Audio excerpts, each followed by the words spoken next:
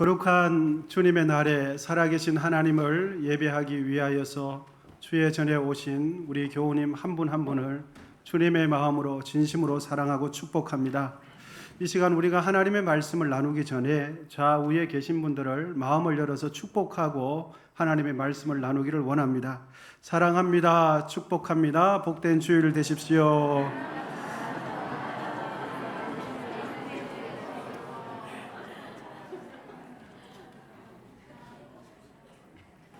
세상에서 가장 아름다운 발이라고 소개되었던 몇몇 분들의 발이 있습니다. 지금 보시는 그림은 발레리나 강수진 선수의 발이 됩니다. 보시는 바와 같이 그녀의 발은 아름답기는커녕 정상적인 발이라고 보기 힘들 정도입니다. 끔찍하게 못생겼을 뿐만 아니라 마치 발에 병이라도 걸린 것처럼 귀괴하기까지 한 모양새를 띠고 있습니다. 그런데 한국의 원로 시인 고은 씨는 강수진 선수의 발 사진을 처음 보았을 때 심장이 어찌나 격렬하게 뛰는지 한동안 두 손으로 심장을 지그시 누르고 있었다고 합니다. 그리고는 말하기를 감동은 이런 것이구나. 뭉개진 발, 마치 류마티스와 같은 중병에 걸린 그 발을 보면서 큰 감동을 받은 것이죠. 강수진 선수의 발이 아름다운 것은 참 우아하고 아름다운 발레를 만들어내기 위해서 수도 없는 아픔과 고통을 참아내면서 연습하고 헌신했던 그녀의 모습이 이그러진 저 발 형태에 고스란히 담겨 있기 때문입니다. 오늘 본문은 하나님께서 보실 때에 가장 아름다운 발은 어떤 발인가? 하나님께서 보실 때에 어떤 사람이 아름다운 사람인가? 무엇 하는 사람이 아름다운 사람인가를 우리에게 가르쳐 주고 있습니다. 본문 15절 하반절인데요. 다 같이 한번 읽어보시면 좋겠습니다. 시작. 기록된 바 아름답도다. 좋은 소식을 전하는 자들이여 발이여 함과 같으니라. 아멘. 하나님께서 보실 때에 가장 아름다운 발은 어떤 발입니까? 복음 전하는 발이 하나님께서 보실 때 아름다운 발임을 밝혀주고 있습니다. 여러분, 성도는 아름다움의 기준을 세상에 맞추지 않고 하나님께 맞추는 사람이 성도가 아니겠습니까? 그러므로 우리의 발이 하나님께서 보실 때에 아름다운 발 되시기를 축복합니다. 우리의 인생이 하나님께서 보실 때에 아름다운 인생이 되시기를 기원드립니다. 다시 한번 하나님은 어떤 사람들을 아름답게 보실까? 우리 다 같이 한번 읽어보도록 하겠습니다. 시작. 나를 구원하신 예수님, 예수님을 전하는 사람을 아름답게 보십니다. 그렇습니다. 하나님께서 아름다운 인생이라고 보시는 그 삶은 나를 구원하신 생명의 예수님을 전하는 사람을 아름답게 보신다라고 성경은 가르쳐 줍니다. 여러분, 전도자의 발걸음이 아름다운 것은 그 전도자의 가슴에 벅차오르는, 그 전도자가 가슴에 품은 소식이 아름답기 때문이죠. 만일 복음이 귀하지 않다면, 전도자가 가슴속에 품은 그 소식이 귀하지 않다면 전도자의 발걸음은 아름다운 발걸음이 아니죠. 그저 냄새나는 발에 지나지 않습니다. 하나님께서 복음 전하는 자를 아름답게 보시는 이유, 복음 전하는 자의 그 삶을 귀하게 보시는 이유는 바로 다름 아닌 복음 때문입니다. 복음 때문에 하나님께서 복음 전하는 자의 발걸음, 인생을 귀하게 보십니다. 이제 본문 13절인데요. 13절에 보시면 누구든지 주의 이름을 부르는 자는 구원을 받으리라. 성경은 명확하게 기록해 주고 있습니다. 하나님으로부터 구원의 은혜를 입게 된 이들은 특별한 소수의 몇 사람이 아니라 모든 사람들, 누구든지 제한 없이 예수 그리스도를 믿음으로 진실하게 고백하면 구원을 받게 된다라고 성경은 가르쳐 주고 있습니다. 여러분, 그렇습니다. 복음은 편협하지 않습니다. 복음은 어느 누구에게도 국한되지 않습니다. 복음은 모든 이를 위한 생명이 됩니다. 오늘 본문이 기록될 당시 유대인들은 이렇게 생각했습니다. 하나님은 우리 유대인들만을 선택하시고 우리 유대인들에게만 은혜를 주셨다, 이렇게 확신하고 있었습니다. 하지만 성경은, 진리 되시는 오늘 본문 말씀은 뭐라고 가르쳐주고 있습니까? 유대인들에게만 구원이 있는 것이 아니라 예수 그리스도를 믿기만 하면 누구든지 구원을 받게 된다고 선언해 주고 계십니다. 여러분, 이제 오늘 13절 말씀을 확신을 가지고 크게 한번 읽어보도록 하겠습니다. 시작. 누구든지 주의 이름을 부르는 자는 구원을 받으리라. 아멘. 여러분, 이 말씀을 확신하시기를 축복합니다. 진실로 예수 그리스도를 믿으면 누구든지 구원을 받게 됩니다. 우리를 향한 하나님의 구원은 과거에 내가 어떠한 행동을 했든지, 과거에 내가 어떠한 종교를 가졌든지, 과거에 내가 어떤 미신을 섬겼든지, 과거에 어떤 행동을 했든지 상관없이 지금 진실한 마음으로 예수님을 나의 구주로 믿으면 성경은 가르쳐 줍니다. 누구든지 구원을 받게 된다 가르쳐 줍니다. 여러분, 구원을 받게 될 뿐만 아니라 변화되어서 하나님께서 쓰시는 귀한 종이 될 수 있음을 믿으시길 바랍니다. 구원에 국한되는 것이 아니라 우리는 하나님을 위해서 일할 수 있는 하나님의 일꾼까지 될 수 있는 것입니다. 그런데 여러분, 그 귀한 생명의 복음을 전해주는 자가 아무도 없다면 어떻게 되겠습니까? 생명의 복음을 전해주는 사람이 아무도 없어요. 그러면 어떻게 되겠습니까? 그래서 사도 바울은 14절에서 복음 전파의 중요성을 특별히 강조하고 있는데요, 우리 14절 다 같이 한번 읽어보겠습니다. 시작. 그런즉 그들이 믿지 아니하는 이를 어찌 부르리요? 듣지도 못한 이를 어찌 믿으리요? 전파하는 자가 없이 어찌 들으리요? 아멘. 여러분, 구원의 길, 영생의 길이 있다 할지라도 그 소식을 전해주는 사람이 없다면 죄인을 향한 하나님의 구원의 역사가 무슨 유익이 있겠습니까?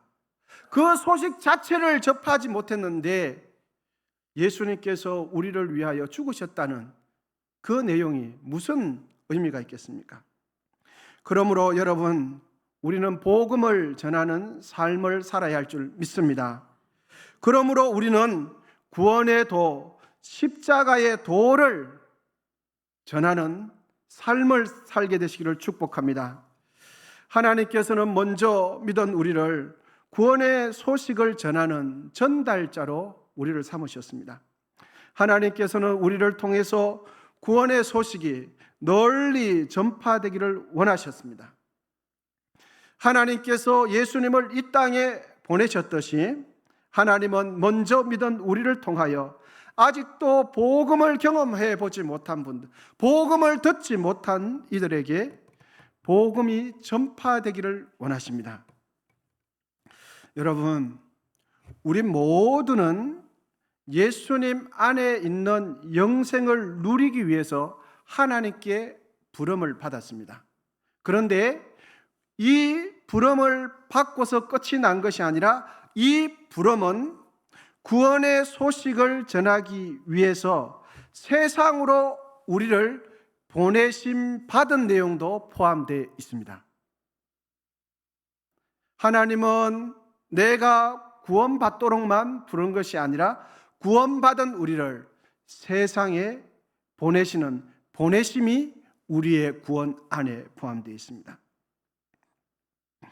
가정으로 하나님께서는 우리를 보내셨습니다. 직장으로 우리를 보내셨습니다. 아직 예수님을 믿지 않는 세상으로 하나님께서는 우리를 보내셨습니다. 여러분, 잊지 마시기를 바랍니다. 우리에게는 사람을 교회로 억지로 끌어와야 할 사명은 없습니다. 하지만 우리에게는 사명이 있습니다.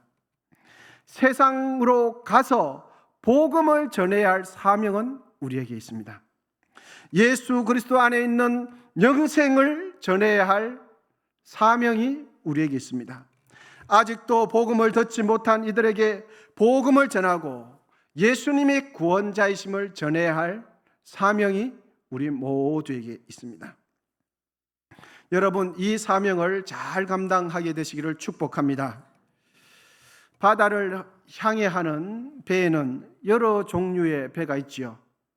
사람을 태우는 여객선, 그리고 물품을 운송하는 화물선, 고기를 잡는 어선, 해양 사고나 조난 상황에서 인명을 구조하는 구조선, 여러 가지 오락 시설을 갖춘 유람선. 여러분, 유람선의 목적은 무엇입니까? 관광 명소를 수리하면서 사람들에게 편안함을 주고 즐거움을 주는 것이 유람선의 목적이지요. 그러면 질문 하나를 드리겠습니다. 그럼 교회를 배에 비유한다면 교회는 어떤 배일까요? 교회를 배에 빗대어서 설명한다면 교회는 어떤 종류의 배가 되어야 할까요? 교회는 유람선이 아니라 구조선입니다. 위험과 조난 당한 이들을 구조하고 그들의 생명을 구원하는 구조선이 교회입니다. 할렐루야. 이 땅에 교회가 존재하는 목적은 우리끼리 즐겁고 우리끼리 친교하는 것이 목적이 아니라 사람의 영혼을 구원하는 것이 교회의 존재 목적이 됩니다. 구조선의 가장 중요한 목적은 위급한 상황에 있는 이들의 생명을 구원하는 것이지, 사람들에게 재미를 주고 사람들에게 오락시설을 제공해 주는, 편리를 제공해 주는 공간이 교회가 아닙니다. 유람선처럼 관광 명소를 유람하는 것이 교회의 목적이 아니죠. 여러분, 이 땅의 교회는 잃어버린 영혼을 구원하는 구조선이 교회입니다. 교회가 영적 구조선의 역할을 충실하게 감당하고 있다는 증거는 나를 위해 십자가 위에서 죽으시고 부활하신 예수님을 성실하게 전하는 것임을 믿으시기를 바랍니다. 구조선에서 활동하는 구조 요원들의 변함없는 관심사는 여러분 무엇이 되어야 하겠습니까? 한 명의 생명이라도 더 구조하는 것이 구조원들의 관심사가 되어야 할 것입니다. 교회 안에서 새가족들에 대한 관심과 배려가 사라진 공동체, 영혼 구원에 무관심해지고 무뎌진 교회는 구조선에서 어느덧 우리도 모르는 사이에 유람선으로 변해가는 교회 공동체일 것입니다. 여러분, 우리의 언성교회는 우리 주님께서 이 땅에 재림해 오실 때까지 구조선의 사명을 잘 감당해야 될 줄 믿습니다. 우리 교회는 사람을 살리는 교회가 되어야 할 것입니다. 잘 아시는 내용을 이 시간 정리해서 다시 한번 말씀드리고자 합니다.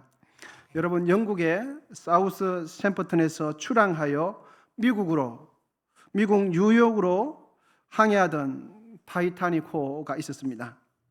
이 배는 엄청나게 큰 배입니다. 그런데 이 배가 1912년 4월 14일 밤 11시 39분경 전방 450m에서 높이 20m의 빙산을 발견을 했지만 충돌을 피할 수가 없었습니다. 그 배 안에는 약 2224명 정도가 탑승했지만 그 중에서 1500명은 다 물에 빠져 죽고 말았습니다. 생존자는 겨우 700명 정도밖에 지나지 않았습니다. 이 사건은 실화일 뿐만 아니라 해양 역사에서 가장 비극적인 사고 중에 하나로 손꼽히고 있습니다. 여러분, 출항하기 전에 타이타닉호는 이렇게 별명이 붙었습니다. 결코 침몰하지 않는 배, 불침선, 타이타닉이라는 별명이 붙었습니다. 또한 하나님께서도 타이타닉호는 침몰시키지 못한다라고 말들을 했습니다. 여러분, 이 타이타닉호에는 온갖 화로운 시설과 승객들에게 최상의 편안함을 제공해 주는 초호화 시설이 갖추어진 배가 바로 타이타닉호였습니다. 사치스러운 샹드리의 조명과 함께 선상에서는 매일 밤마다 흥겨운 파티가 벌어지고 있었습니다. 그런데 거대한 빙하에 부딪힐 때, 배가 두동강이 날 때에 사람들은 전부 다 화려한 거대한 타이타닉호를 다 버리고 작은 구조선으로 갈아타야만 했습니다. 여러분, 이 거대한 타이타닉호에는 본래 구조선이 64개가 있었어야 했습니다. 하지만 64개의 구조선을 다 장착하면 배가 복잡해지고 배가 멋이 없어진다는 이유로 20척의 구조선만 장착을 시켰습니다. 출항하기 5시간 전에 구조선 10개라도 더 장착합시다 라고 주장했지만 선주는 시간이 없다는 이유로, 배가 멋이 없어진다는 이유로 그것마저 거절하고 말았습니다.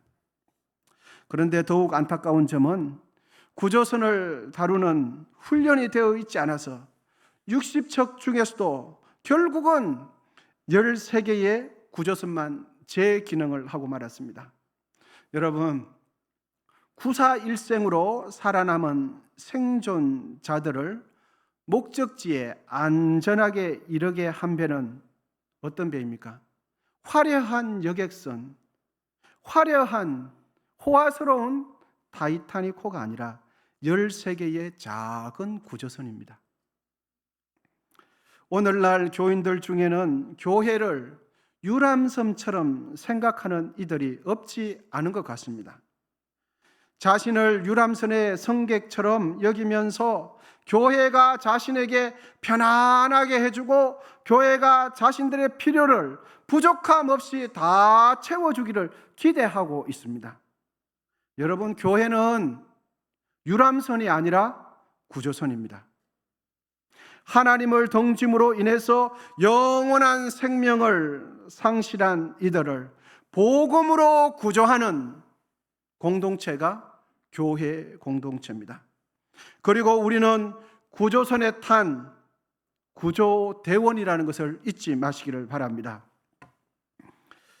어느 바닷가에 물에 빠진 사람들을 용감하게 구조하는 구조선이 있었습니다. 그 구조선을 통해서 생명을 구원받은 사람들은 너무나 고마운 나머지 늘 수고하는 구조대원들을 편안하게 쉴 수 있도록 좋은 장소를 마련해 주었습니다. 더 많은 사람들이 구조선을 통해서 구조될수록 그 구조선은 더 고급스럽게 치장되기 시작했습니다. 그 구조선은 더 편리하게, 더 화려하게, 더 크게, 더 웅장하게 꾸며지기 시작했습니다. 구원받은 많은 분들의 넉넉한 후원으로 구조선에는 날마다 파티가 열리고 자기들만의 강한 연대의식까지 생기면서 그들의 고유한 문화가 만들어졌습니다. 그렇게 되자 그 구조단에는 아무나 들어올 수 없도록 되었습니다. 그 구조단에는 자기들만의 규칙을 만들고 까다로운 룰까지 생기게 되었습니다. 그렇게 되자 시간이 흐르고 세월이 흐르면서 급기야 그 구조선의 본연의 임무와 사명은 까마득하게 망각하고 구조대원들끼리 정기적으로 만나서 정기적으로 즐겁게 놀다가 헤어지는, 흩어지는 공동체가 되고 말았습니다. 구조대원들끼리만 즐겁고 구조는 하지 않고 자기들끼리 모이면서 즐겁게 맛있는 거 먹고서 흩어지는 공동체가 되고 말았다는 것입니다. 여러분, 교회는 유람선입니까? 아니면 구조선입니까? 죄라는 망망대해에 빠져 죽어가고 있는 수많은 사람들에게 복음을 전함으로 그들의 영혼을 구조하는 구조선의 정체성을 망각해서는 안 되는 것입니다. 교회가 구조선이라면 그 교회 안에 있는 우리는 누굽니까? 우리는 구조대원입니다. 그러면 우리는 지금 무엇하고 있습니까? 교회는 성도들의 욕구를 충족시켜주는 것이 아니라 모든 사람들의 죄를 대속하기 위하여 십자가에 위서 죽으시고 부활하신 예수님을 전하는 것이 교회인 것을 믿으시기를 바랍니다. 교회는 관광지를 돌아다니며 교회 공동체 사람들에게만 집중하면서 마시고 즐기는 그런 곳이 아닙니다. 교회는 죄인들이 하나님의 긍휼과 자비하심을 바라면서 나오는 공동체가 교회입니다. 교회는 하나님의 은혜를 입어 구원받은 자가 자신을 구원하신 하나님을 전하기 위해서 힘쓰는 곳이 교회입니다. 여러분, 우리 모두 이 사실을 깊이 생각하시면서 생활 속에서 실천하십시다. 하나님께서는 우리를 예수 그리스도를 전하는 자로 삼으셨습니다. 가정에서, 학교에서, 직장에서 우리가 만나는 모든 이들에게 예수님을 전하는 이 사명 잘 감당하게 되시기를 축복합니다. 생활 속에서 복음을 전하심으로 하나님께서 보실 때에 아름다운 발 되시기를 축원드립니다. 하나님께서 보실 때에 아름다운 인생이 다 되시기를 기원드립니다. 기도하겠습니다. 사랑하는 하나님 아버지, 하나님을 모시고 사는 우리에게 세상을 향하여 복음을 전해야 할 사명이 있음을 깨닫게 하시니 감사합니다. 하나님께서 보실 때에 우리의 삶이 아름다운 삶, 아름다운 인생이 되기를 원합니다. 우리에게 주어진 복음, 이 복음을 전하는 사명을 충성스럽게 감당키를 원합니다. 성령님 도와주시옵소서. 마지막 시대에 하나님께 귀하게 쓰임받는 우리 교회, 우리의 인생이 되게 하옵소서. 예수님의 이름으로 기도하옵나이다. 아멘.